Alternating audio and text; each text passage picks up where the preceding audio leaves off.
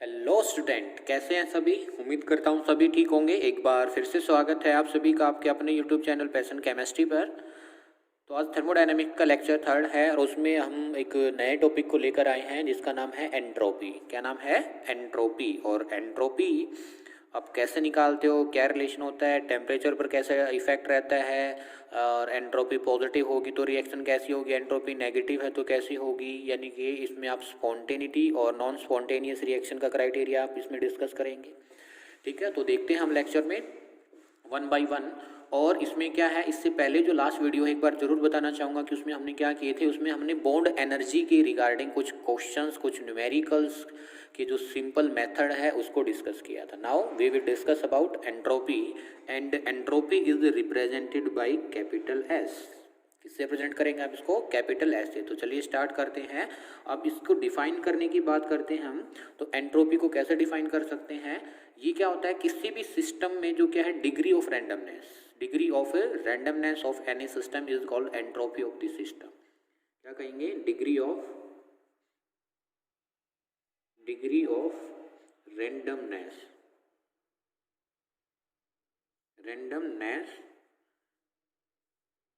Of any system is called entropy of the system is called entropy of the system। हम क्या कहेंगे?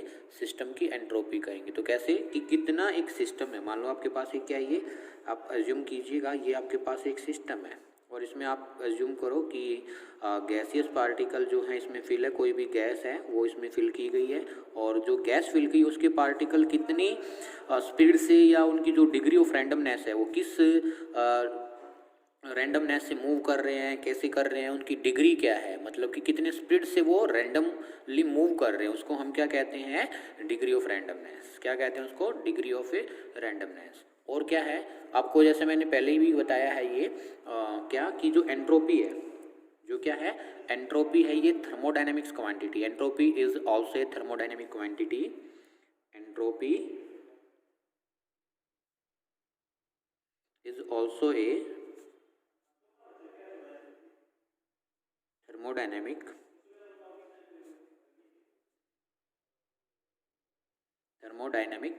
Quantity. क्यों बोला इसको थर्मोडायनेमिक क्वांटिटी? थर्मोडायनेमिक क्वांटिटी वो क्वांटिटीज होती हैं जो कि थर्मोडायनेमिक वेरिएबल क्या होते हैं? अब थर्मोडायनेमिक वेरिएबल टेम्परेचर, प्रेशर और वॉल्यूम, उन पर डिपेंड करती है कोई भी क्वांटिटी, तो उसको हम क्या कहते हैं? Thermodynamic quantity. Thermodynamic quantity which depend upon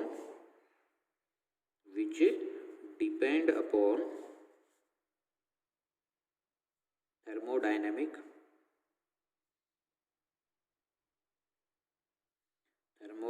variable.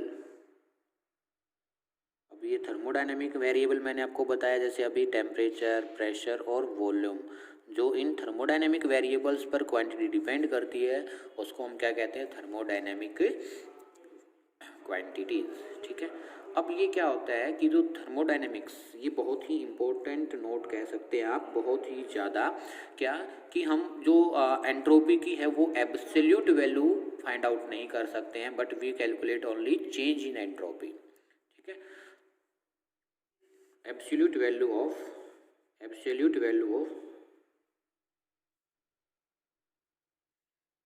Entropy absolute value of entropy can't be calculated but we can calculate only change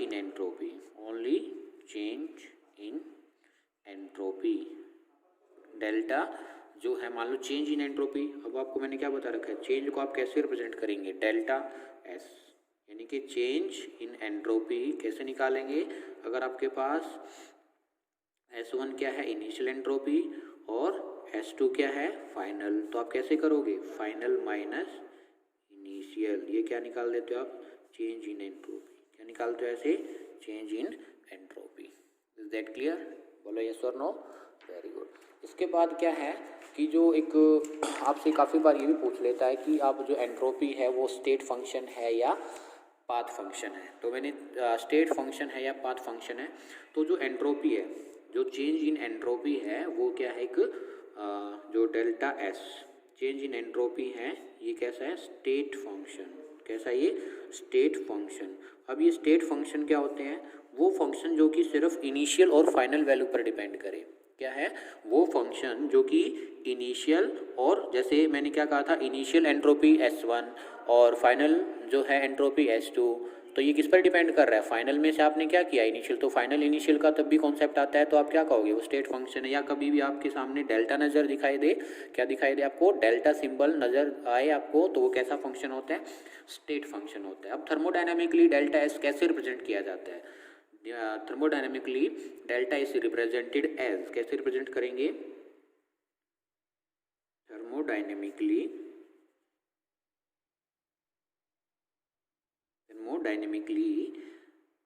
entropy या delta S is represented bye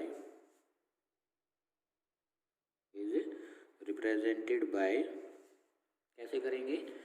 del S is equal to Q. Q क्या है?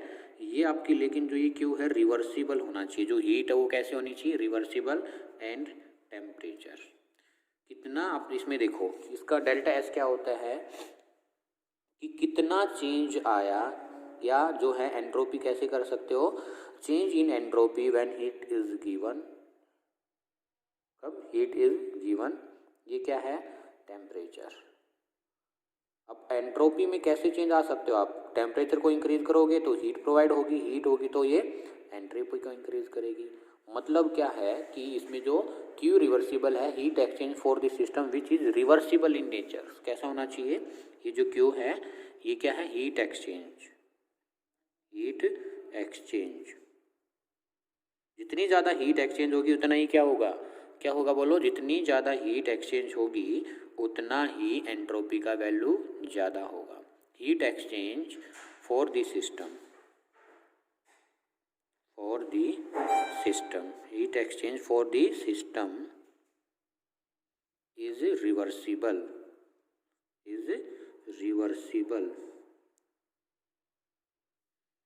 In nature. और heat की क्या unit होती है बोलो? Heat की यूनिट होती है या तो जूल या कैलोरीज, ये भी हो सकती है और भी होती है, ठीक है।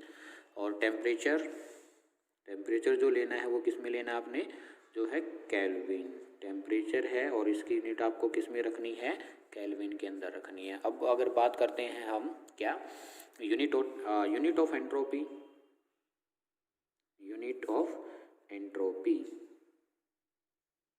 तो एंट्रोपी की यूनिट क्या होगी? Change in entropy is equal to Q reversible divide by temperature. तो क्यू रिवर्सिबल की यूनिट क्या है? जूल, और टेम्परेचर की यूनिट क्या है? पर केल्विन, या क्या कह सकते हो? और कैलोरीज पर केल्विन। ये दो क्या हो जाएंगी? यूनिट हो जाएंगी। और अब बताइए जो है, जो क्यू है और क्यू रिवर्सिबल, जो क्यू सिंपल हीट होती है बेटा जी, क्यू जो है सिंपल हीट होती है, ये पाथ फंक्शन होता है। कैसा फंक्शन होता है? पाथ फंक्शन होता है। ये सिर्फ पाथ पर डिपेंड करता है, नॉट की इनिशियल और फाइनल वैल्यू पर। और लेकिन जो क्यू रिवर्सिबल है ये कैसा होता है? State function. कैसा फंक्शन होता है? स्टेट फंक्शन, क्योंकि जो क्यू रिवर्सिबल है ये इनिशियल और फाइनल वैल्यू पर क्या करता है? डिपेंड करता है, ठीक है। लिखो जल्दी से। देखिए आपका जो क्यू रिवर्सिबल है वो एक स्टेट फंक्शन कैसे, देखो अगर आप ग्राफ प्लॉट करते हैं किस किस के बीच में, इधर मान लो आपका वॉल्यूम है, इधर आपका क्या है? प्रेशर है, ठीक है। और आपने क्या किया कि एक पाथ लगाओ, आपने एक प्रोसेस है 1 से लेकर के ये कहाँ गया? 2 तक। कहाँ गया? 1 से लेकर के 2 तक गया, ठीक है।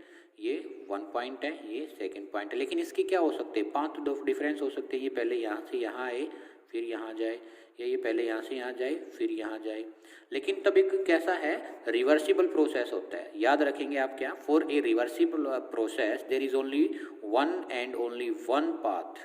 अगर ये इस पाथ से क्या गया है, 1 से 2 की तरफ गया है, रिवर्सिबल प्रोसेस में 1 से किसकी तरफ गया बोलो, 1 से 2 की तरफ गया है, तो रिवर्सिबल प्रोसेस होगी तो 2 से क्या जाएगा, 2 से क्या जाएगा बोलो, 1 की तरफ जाएगा, 2 से क्या जाएगा, ये 1 की तरफ जाएगा। तो इसी तरीके से क्या है, for any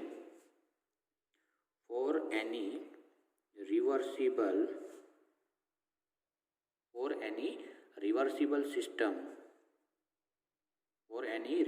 system there is one and only one step या ओनली वन पाथ कह सकते हो आप। एक ही पाथ होता है, अगर एक ही पाथ हो, कोई पाथ पर डिपेंड नहीं किया, एक ही है तो फिर पाथ पर क्या डिपेंड करेगा। So we can say that, हम क्या कह सकते हैं, so we can say that जो क्यू रिवर्सिबल है वो कैसा है, इज ए स्टेट फंक्शन। क्या है वो, इज ए स्टेट फंक्शन, वो कैसा एक स्टेट फंक्शन है। बात क्या होती है, what is the relation between S and T, what is the relation between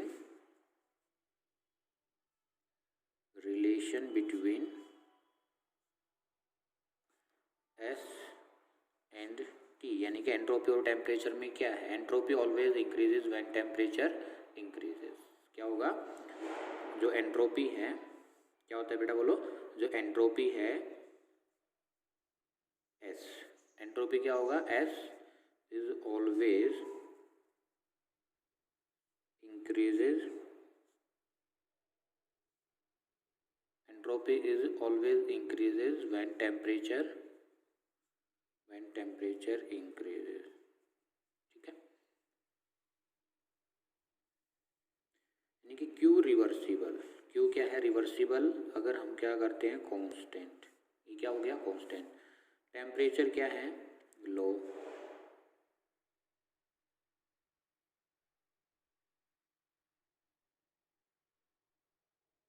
temperature क्या है, लो। अगर हम एक रिलेशन पढ़ते हैं क्या, delta S is equal to Q reversible by temperature, Q reversible by temperature.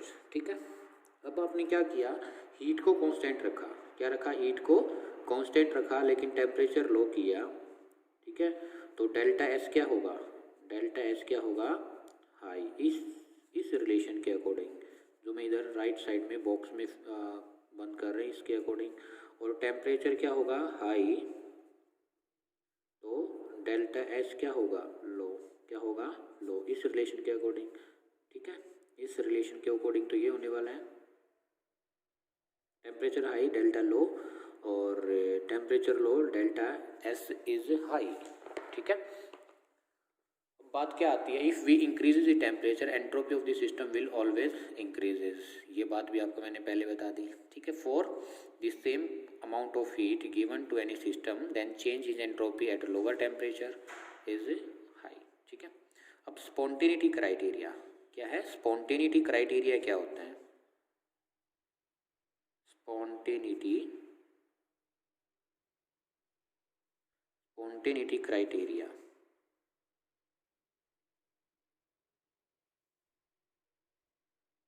Spontaneity criteria मतलब क्या होगा कि कोई भी अगर आपको एक रिएक्शन दी गई है, क्या दिया गया, कोई भी एक रिएक्शन दी गई है और उसमें आपसे पूछता है कि एक रिएक्शन स्पॉन्टेनियस होगी या नॉन स्पॉन्टेनियस होगी, वो है स्पॉन्टेनिटी क्राइटेरिया। मतलब स्पॉन्टेनियस का मतलब क्या होता है, खुद से लगातार होती रहेगी या उसको कुछ एक्सटर्नल फैक्टर चाहिए है कंप्लीट कराने के लिए। मतलब आपने क्या किया, मान लो हाइड्रोजन गैस और ऑक्सीजन गैस को मिक्स किया तो क्या होता है, वाटर बनता है। तो ये पूछता है कि वाटर बनाने के लिए रिएक्शन को बाहर से आप हीट करोगे, टेम्परेचर इंक्रीज करोगे, डिक्रीज करोगे, या किसी फैक्टर की रिक्वायरमेंट नहीं हो रही, तो स्पॉन्टेनियस है या नॉन स्पॉन्टेनियस है, दैट क्लियर। तो ऐसी रिएक्शन जो खुद से हो जाए, किसी एक्सटर्नल फैक्टर की रिक्वायरमेंट ना हो, ऐसी रिएक्शन जो कि खुद से होने लग जाए, किसी एक्सटर्नल टेम्परेचर, प्रेशर, किसी की रिक्वायरमेंट ना हो, तो उसको कहते हैं स्पॉन्टेनियस रिएक्शंस। और नॉन स्पॉन्टेनियस रिएक्शंस कौन सी रिएक्शंस होती है, जिसमें हमें एक्सटर्नल फैक्टर की रिक्वायरमेंट हो। एक्सटर्नल फैक्टर लाइक कि आपको टेम्परेचर इंक्रीज करना पड़े, डिक्रीज करना पड़े, वॉल्यूम इंक्रीज करना पड़े, डिक्रीज करना पड़े, प्रेशर इंक्रीज करें या डिक्रीज करें, तो वो एक्सटर्नल फैक्टर कह सकते हो आप। ठीक है, तो वो स्पॉन्टेनिटी क्राइटेरिया। तो स्पॉन्टेनिटी क्राइटेरिया देखिए, अगर आपको चेंज इन एंट्रोपी क्या है, चेंज इन एंट्रोपी क्या दिया गया है, बोलो पॉजिटिव। क्या दिया गया है, पॉजिटिव। और तो रिएक्शन कैसी होगी, रिएक्शन इज स्पॉन्टेनियस। रिएक्शन क्या होगी, स्पॉन्टेनियस। रिएक्शन क्या होगी, बोलो स्पॉन्टेनियस। अगर आपको चेंज इन एंट्रोपी क्या है, नेगेटिव। क्या है, नेगेटिव। तो रिएक्शन कैसी होगी, non spontaneous.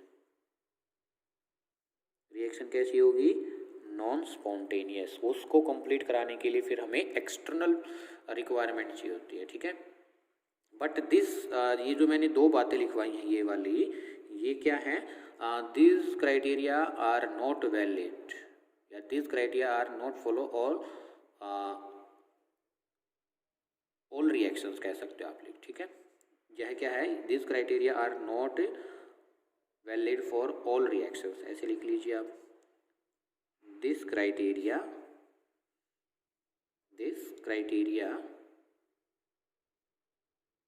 is not valid in all reactions के लिए, लेकिन कुछ के लिए है। जैसे अगर हम बात करते हैं कहाँ पर वैलिड नहीं है, एग्जाम्पल देखो, रेन्स का एग्जाम्पल देखो। रेन जो बारिश होती है उस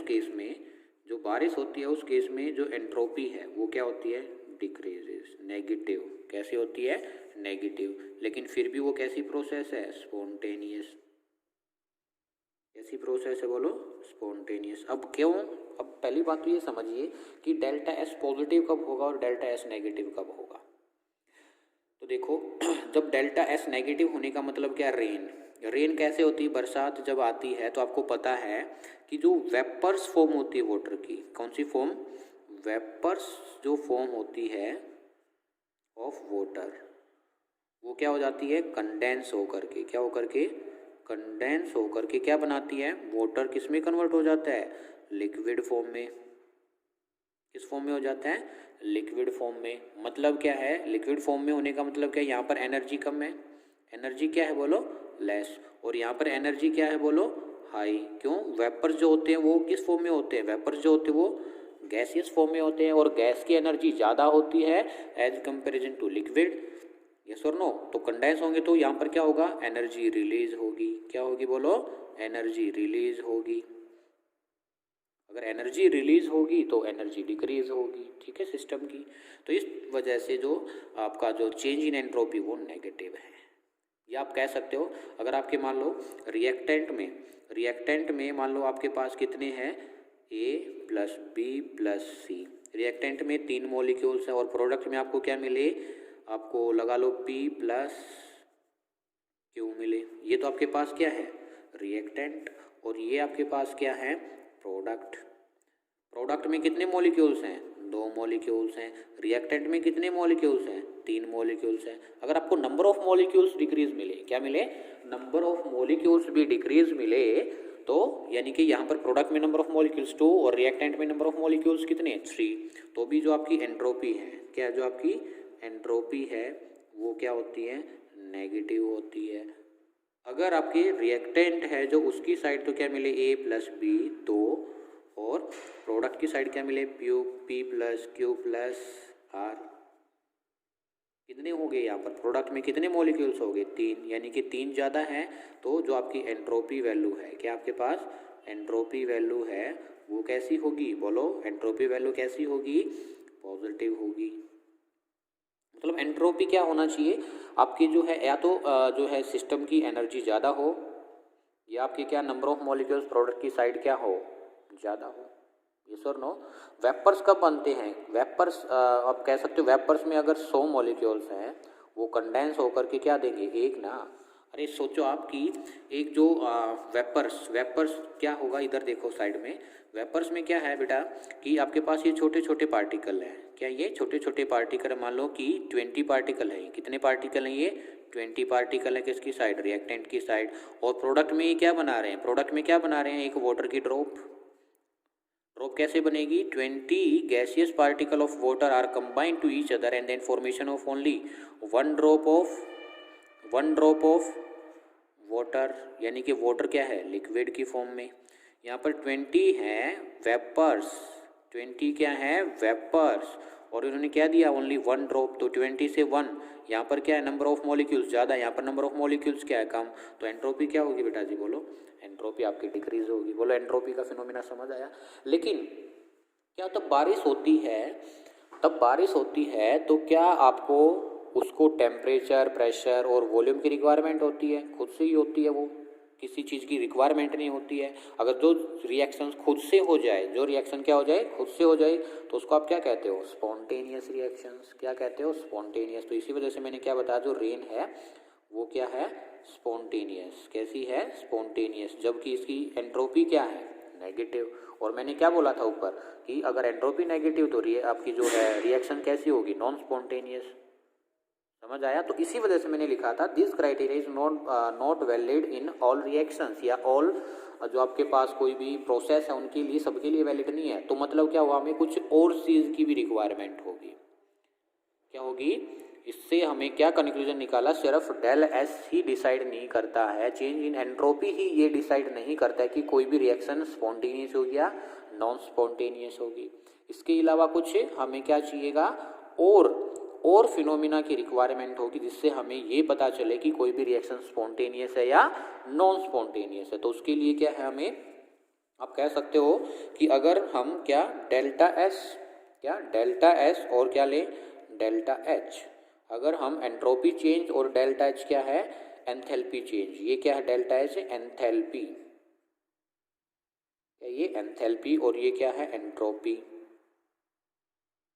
अगर इन दोनों से कंबाइन करके या इनकी वैल्यू से अगर हम कंबाइन करके ये पता करने की कोशिश करें कि कोई रिएक्शन स्पॉन्टेनियस है या नॉन स्पॉन्टेनियस है, तो भी हमारा क्या कुछ हो सकता है। मतलब अगर हम डेल्टा एच देखें, एंथैल्पी चेंज देखें रेन के लिए, क्या पता वो नेगेटिव है या पॉजिटिव है, तो उस टाइम पर भी हम क्या है, स्पॉन्टेनिटी क्राइटेरिया बता सकते हैं। तो स्पॉन्टेनिटी क्राइटेरिया थ्रू, नेक्स्ट जो टॉपिक है spontaneity criteria through change in entropy and change in enthalpy. Heading बना दीजिए जल्दी से।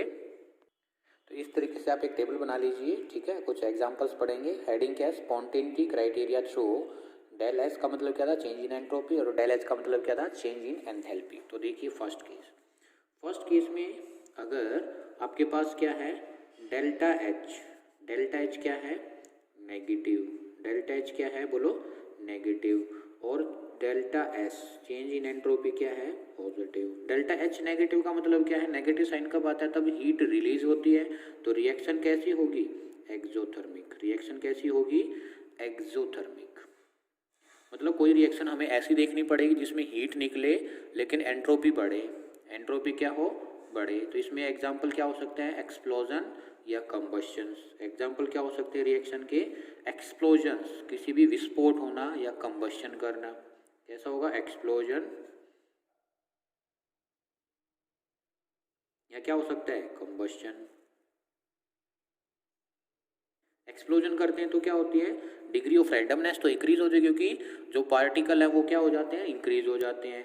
और लेकिन रिएक्शंस कैसी होती है, बहुत ही ज़्यादा हीट निकलती है, बहुत ही ज़्यादा क्या होती है, हीट निकलती है। लेकिन जो ये रिएक्शन है वो कैसी होती है, फास्ट। कैसी रिएक्शन होती है, ये फास्ट, ठीक है। तो इसमें क्या है, स्पॉन्टेनियस, लेकिन ये रिएक्शन कैसी है, spontaneous.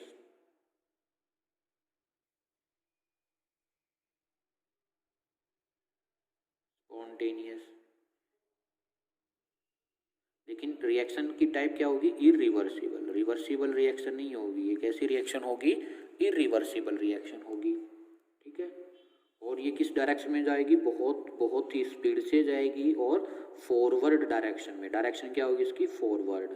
There is no backward direction, there is a no backward direction. देखो फर्स्ट क्या है, मैंने ऐसा एग्जांपल लिया फर्स्ट कि जिसमें डेल्टा एच तो नेगेटिव है लेकिन एंट्रोपी क्या है, पॉजिटिव है। तो उसका एग्जांपल क्या है, एक्सप्लोजन या कंबस्शन। आपसे पेपर में पूछते हैं, ये बिल्कुल पूछा जाता है कि एक्सप्लोजन या कंबस्शन में डेल्टा एच जो होता है, चेंज इन एंट्रोपी नेगेटिव होता है, पॉजिटिव होता है। रिएक्शन कैसी होती है, रिवर्सिबल होती है, इरिवर्सिबल होती है। आपसे एग्जाम में ऐसे पूछे जाएंगे, इज दैट क्लियर। तो ये फर्स्ट एग्जाम्पल और फर्स्ट केस हुआ। लेकिन रिएक्शन कैसी है, ये कंबस्शन या एक्सप्लोजन एक बार शुरुआत हुआ तो खुद से होता रहता है, कि आपको फिर से उसको हीट करने की ज़रूरत होती है, नहीं। अगर जो रिएक्शन खुद से हो जाए, बाहर से कुछ ज़्यादा एक्सटर्नल फैक्टर ना लगाने पड़े, तो उसको हम क्या कहते हैं, बोलो क्या कहेंगे, स्पॉन्टेनियस रिएक्शन। नेक्स्ट एग्जांपल क्या बना सकते हैं, डेल्टा एच जो है वो आपके पास पॉजिटिव है और डेल्टा एस जो है वो क्या है, नेगेटिव है। मतलब आप पॉजिटिव का मतलब रिएक्शन कैसी होगी, एंडोथर्मिक, और ये क्या नेगेटिव होने का मतलब एंट्रोपी डिक्रीज हो रही है। तो इसका मतलब क्या है, ये रिवर्सिबल क्या कह सकते हो, जिसमें हीट देनी पड़े, हीट क्या देनी पड़े, देनी पड़े, तो इसको क्या कहते हैं, रिवर्सिबल, रिवर्सिबल क्या, explosion and combustion, explosion and combustion. ऐसा हो सकता है कभी, बताओ आप ही, क्या कंबस्शन जो हुआ उसको दोबारा से आप उस प्रोसेस को रिवर्स कर सकते हो, या एक्सप्लोजिव हुआ है कोई भी, कहीं पर भी विस्फोट हुआ है, उस विस्फोट से आप दोबारा से जो सामान में आपकी जला है या कुछ भी नुकसान हुआ, क्या उससे दोबारा से वैसा ही बना सकते हो, नहीं बना सकते। तो ये क्या है, नॉट पॉसिबल, नॉट पॉसिबल, ये तो पॉसिबल ही नहीं है ना। तो क्या बैकवर्ड जाना पॉसिबल है, पॉसिबल नहीं है, क्रॉस क्रॉस कर दिया हमने, पॉसिबल ही नहीं है, नॉट पॉसिबल। थर्ड केस क्या बना सकते हैं, बोलो, थर्ड केस हम क्या बना सकते हैं कि अगर आपके पास if you have delta H positive और डेल्टा एस भी क्या है, पॉजिटिव, दोनों पॉजिटिव बना दिए, और इसमें क्या कर दिया, इवेपोरेशन, क्या कर दिया, इवेपोरेशन। एग्जाम्पल क्या हो सकता है इसका, इवेपोरेशन।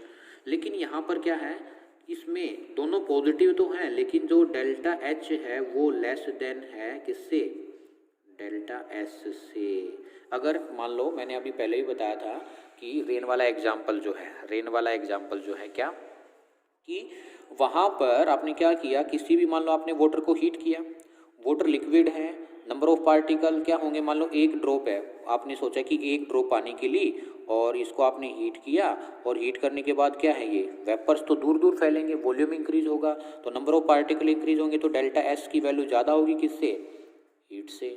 तो ये कैसी प्रोसेस है, इवेपोरेशन, स्लो प्रोसेस। इवेपोरेशन जैसे तालाब में पानी है और आपने देखा होगा गर्मियों के दिनों में पानी इवेपोरेट होता रहता है, तो धीरे धीरे इवेपोरेट होगा, तो कैसी रिएक्शन होगी, धीरे धीरे अपने आप से होगा, या आप उसको हीट करोगे, हीट करने की रिक्वायरमेंट ही नहीं होती है। तो क्या है ये, स्पॉन्टेनियस। कैसी रिएक्शन है, स्पॉन्टेनियस। कैसी रिएक्शन है, बोलो, स्पॉन्टेनियस रिएक्शन है। अगर स्पॉन्टेनियस है, ये जो एरो मैंने आगे की तरफ बड़ा दिखाया है और पीछे की तरफ मैंने क्या दिखाया है, स्मॉल, पीछे की तरफ क्या दिखाया है, स्मॉल, तो कैसी होगी ये, कैसी होगी, रिवर्सिबल तो होगी, कैसी होगी ये, रिवर्सिबल, कैसी होगी, रिवर्सिबल, और कंट्रोल हो सकता है इस प्रोसेस पे, क्या हो सकता है, रिवर्सिबल एंड कंट्रोल प्रोसेस होगी। कैसी प्रोसेस होगी, रिवर्सिबल एंड कंट्रोल। रिवर्सिबल क्यों, देखो फॉरवर्ड डायरेक्शन में भी जा रही है, और वेपर से जो वेपर्स हुए हैं, अगर वहाँ पर हम कंडेंसेशन प्रोसेस, यानी कि कुछ दिनों के बाद बरसात हो जाती है, तो ये वापस किस में, लिक्विड में भी कन्वर्ट हो सकता है। तो आगे क्या है, वेपर्स, इधर क्या लिख सकते हो आप, वेपर्स, और इधर क्या लिख सकते हो आप, वाटर। वेपर्स में कब जाएगा, तब हीट दोगे और इसकी एंट्रोपी इंक्रीज होगी। वाटर में क्या होगा इसका, वाटर में तब वापसी आएगा तो जो एंथैल्पी ज़्यादा होगी किससे, डिग्री ऑफ रैंडमनेस से। जैसे फॉर एग्जांपल अभी हम देखते हैं क्या, ये रिवर्सिबल और कंट्रोल्ड रिएक्शन है, स्पॉन्टेनियस है। कैसे ये, स्पॉन्टेनियस। आपको देगा बेटा ये, if delta H in evaporations delta is greater than या लोअर देन, तो ग्रेटर देन आपको याद करना पड़ेगा। अगर ये केस बनता है तो स्लो होता है, स्लो होता है तो रिवर्सिबल और कंट्रोल्ड रिएक्शन होती है। अगर देखो फोर्थ में क्या है, डेल्टा एच ऑल्सो पॉजिटिव और डेल्टा एस ऑल्सो पॉजिटिव, दोनों पॉजिटिव, यानी कि फिर से एक नया केस बनने की पॉसिबिलिटी है, और वो केस बनने की क्या पॉसिबिलिटी है, लेकिन यहाँ पर जो delta H is greater then delta S, यहाँ पर एंथैल्पी ज़्यादा चेंज है किससे, एंट्रोपी से। इसका एग्जांपल क्या हो सकता है, बॉइलिंग, क्या हो सकता है, बोलो, बॉइलिंग। आप हीट करो, उबालो किसी भी चीज़ को, ज़्यादा हीट चाहिएगी ना, डिग्री ऑफ रैंडमनेस तो बढ़ेगी लेकिन इतनी ज़्यादा नहीं बढ़ेगी जितनी क्या आपको हीट रिक्वायरमेंट चाहिएगी। यहाँ पर क्या है, हीट तो बढ़ेगी लेकिन इतनी ज़्यादा नहीं जितनी क्या होगा, आपकी एंट्रोपी इंक्रीज होगी। ठीक है, तो क्या है ये आपकी नॉन स्पॉन्टेनियस प्रोसेस। कैसी है, ये नॉन, आपको हीट देनी पड़ी ना, अगर हीट देनी पड़ी तो कैसी प्रोसेस, नॉन स्पॉन्टेनियस। और इवेपोरेशन में आप हीट ही नहीं देते, नेचुरल प्रोसेस है, नॉन स्पॉन्टेनियस। मतलब कि इससे आप क्या निकाल रहे हो, जितनी भी नेचुरल प्रोसेस है, जितनी भी क्या है नेचुरल प्रोसेस हैं, वो सारी की सारी स्पॉन्टेनियस है। Evaporation is a natural phenomena, non spontaneous है ये। मतलब क्या होगा, बैकवर्ड ज़्यादा होती है और फॉरवर्ड कम होती है। Is that clear. साथ साथ ये टेबल जरूर बनानी है आपको, और इसमें से टेबल में से क्वेश्चन जरूर पूछे जाते हैं आपसे, पहले बता दिया आपको। अब क्या है fifth case, delta H negative और डेल्टा एस, डेल्टा एस भी क्या है नेगेटिव, दोनों नेगेटिव लिए हैं। अब इसका एग्जाम्पल क्या हो सकता है, इसका एग्जाम्पल क्या हो सकता है, रेन, वर्षा, बरसात जब होती है तो उस टाइम पर जो डेल्टा एच है वो ज़्यादा होती है किससे, डेल्टा एस से। मतलब क्या है, तब ये जो वर्षा होती तो क्या होता है, कंडेंसेशन प्रोसेस, जो गैसियस वेपर जो फॉर्म में वाटर है वो कंडेंस होके लिक्विड बनाते हैं। तो कंडेंस होंगे, मतलब देखो एग्जांपल समझना है बिल्कुल अच्छे से। रेन में क्या होता है, ये वेपर्स फॉर्म के पार्टिकल है, किसके पार्टिकल है, छोटे छोटे वेपर्स फॉर्म के पार्टिकल है। ये कंडेंस होके एक वाटर की ड्रॉप बनाएंगे, यानी कि यहाँ पर अगर मान लो कितने पीछे बताया था 20 वेपर्स ऑफ वाटर, और ये क्या है 1 लिक्विड ड्रॉप, 1 क्या ये लिक्विड ड्रॉप। तो 20 से 1 एंट्रोपी क्या होगी, डिक्रीज, तो नेगेटिव। और गैस की जो एनर्जी है, ये जो गैस है और ये जो लिक्विड है, गैस की जो एनर्जी होती है वो ज़्यादा होती है किससे, किससे किससे ज़्यादा होती है, लिक्विड से।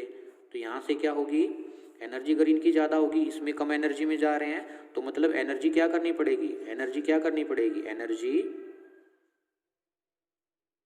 क्या करनी पड़ेगी, रिलीज। अगर एनर्जी रिलीज करनी पड़ेगी तो कैसी रिएक्शन होगी, एक्सोथर्मिक रिएक्शन। कैसी होगी, एक्सोथर्मिक रिएक्शन। तो अगर दोनों नेगेटिव है, एक्सोथर्मिक है, तो ये भी कैसी है, एक स्लो प्रोसेस है। कैसी प्रोसेस है ये, स्लो प्रोसेस है। और कैसी है ये, बोलो स्पॉन्टेनियस, स्पॉन्टेनियस। कैसी है ये, स्पॉन्टेनियस, रिवर्सिबल भी है।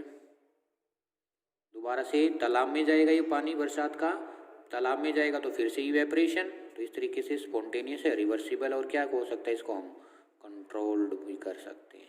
क्या कर सकते हैं, कंट्रोल भी कर सकते हैं। इसके बाद 6th केस, और ये लास्ट केस होगा, ठीक है। Delta H again negative, delta S again negative. लेकिन यहाँ पर डेल्टा एस की वैल्यू ज़्यादा होगी किससे, डेल्टा एस से। तो क्या कहलाएगा, फ्रीजिंग। क्या कहलाएगा, फ्रीजिंग। लो प्रोसेस है, और कैसी है, कैसी है बोलो, नॉन स्पॉन्टेनियस। फ्रीजिंग के लिए आपको क्या करना पड़ेगा, टेम्परेचर डिक्रीज करना पड़ेगा। टेम्परेचर क्या करना पड़ेगा, डिक्रीज करना पड़ेगा। तो क्या कहलाएगा ये, नॉन स्पॉन्टेनियस, नॉन स्पॉन्टेनियस। लेकिन क्या हो सकता है, आप इसको रिप्रेजेंट कैसे कर सकते थे कि फॉरवर्ड डायरेक्शन में ज़्यादा जाए और ये बैक में कम आए। इसको कैसे कर सकते हो आप, बैक में ज़्यादा आए और फॉरवर्ड में कम जाए, इस तरीके से रिप्रेजेंट कर सकते हो आप इस चीज़ को। और ये कैसा होगा, नॉन स्पॉन्टेनियस, रिवर्सिबल तो होता है ये। कैसा होता है, रिवर्सिबल, एंड कंट्रोल भी कर सकते हैं आप इसको। देखो सिर्फ आपको ये है कि एक्सटर्नल फैक्टर नहीं लगाना पड़ेगा। रेन, बरसात, natural process, natural process. Freezing क्या नेचुरल है, नहीं भाई नेचुरल नहीं है, टेम्परेचर इंक्रीज डिक्रीज करना पड़ेगा। तो ये इस तरीके से आपके सामने एक टेबल है for reversibility criteria, spontaneity criteria. तो एक बार इसका जरूर से जरूर स्क्रीनशॉट ले लो, या आप इसको प्रैक्टिस करना। अगर कोई डाउट रह जाए तो कमेंट बॉक्स में मेंशन करना, ठीक है। तो ये क्या था, एंट्रोपी। क्या था ये, एंट्रोपी, ठीक है। तो इसके बाद हम क्या करेंगे कल, सेकंड लॉ ऑफ थर्मोडायनेमिक्स, जो कि एंट्रोपी के बारे में ही बताएगा। किसके बारे में बताएगा, एंट्रोपी के बारे में ही बताएगा, ठीक है। तो चलिए मिलते हैं नेक्स्ट वीडियो में, तब तक के लिए थैंक यू, बाय बाय। और कोई डाउट रह जाए तो प्लीज़ कमेंट बॉक्स में ज़रूर मेंशन कीजिए। इफ़, ठीक है। और चैनल पर नए हैं तो चैनल को सब्सक्राइब ज़रूर करें। Thank you, bye, see you.